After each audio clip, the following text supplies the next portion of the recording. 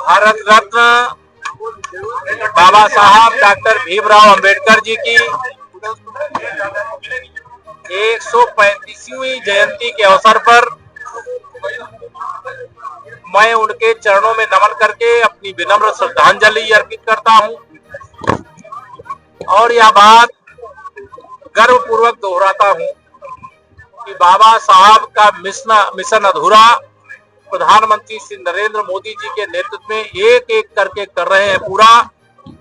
बाबा साहब का एक ही स्वप्न था, शिक्षित बनो, संगठित रहो और अपने लिए जो न्यायपूर्ण अधिकार है उसके लिए संघर्ष करो। और आज उनको संघर्ष की आवश्यकता नहीं पड़ रही, लेकिन उनके जो अधिकार हैं माननीय प्रधानमंत्री मोदी जी, आदरणीय मुख्यमंत्री योगी जी के नेतृत्व में डबल इंजन के सरकार के द्वारा पूरा करने का काम किया जा रहा है। जहां दूसरी तरफ कांग्रेस हो, सपा हो, बसपा हो, इन लोगों ने बाबा साहब के नाम का तो इस्तेमाल किया, लेकिन बाबा साहब जो चाहते थे उसमें से कुछ भी नहीं किया। भारतीय जनता पार्टी ने पंचतीर्थों का निर्माण किया। भारतीय जनता पार्टी बाबा साहब को सामाजिक न्याय का देवता मानती है।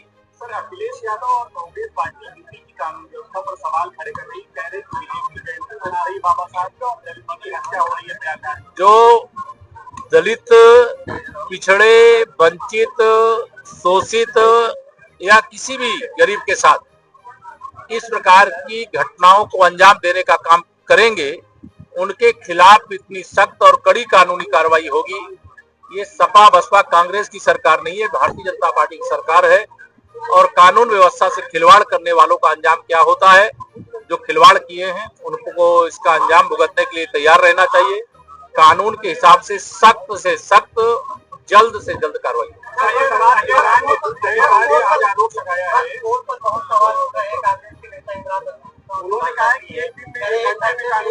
देखिए, पहले तो कांग्रेस का कोई बड़बोला नेता कुछ भी बोले, लेकिन 2047 तक श्री राहुल गांधी जी सहित जो भी विपक्ष वाले हैं, जो वक्फ संशोधन बिल के खिलाफ मतदान किए, उन सबको मैं कहना चाहता हूं कि देश की जनता भारतीय जनता पार्टी के साथ है, माननीय प्रधानमंत्री मोदी जी के साथ है और संसद के माध्यम से कानून बनाने का जो अधिकार बाबा साहब ने अपने संविधान के माध्यम से दिया है, वो संसद के माध्यम से बना हुआ कानून है। उसके अनुपालन से इस देश के गरीब मुसलमानों का भला होगा, उनके जीवन में खुशहाली आएगी, उनकी गरीबी दूर होगी, उनको शिक्षित होने का अवसर मिलेगा, उनको रोजगार पाने का अवसर मिलेगा। और ये जो भाजपा विरोधी राजनीतिक दल है, वह वक्फ संशोधन बिल के नाम पर उन गरीब अशिक्षित मुसलमानों को भड़काने का काम कर रहे हैं। लेकिन बहुत बड़ी संख्या में मुसलमान अब समझ गया है कि मोदी जी ही गरीब मुसलमानों का भला कर सकते हैं। ये तुष्टिकरण करने वाले बंगाल के हालात बहुत खराब है, वहाँ पर पलायन हो रहा है हिंदुओं का, कई मौतें हुई है। भारतीय जनता पार्टी वहां लड़ाई लड़ रही है और जैसे चुनाव होगा वैसे वहां कमल खिलेगा, भाजपा की सरकार बनेगी।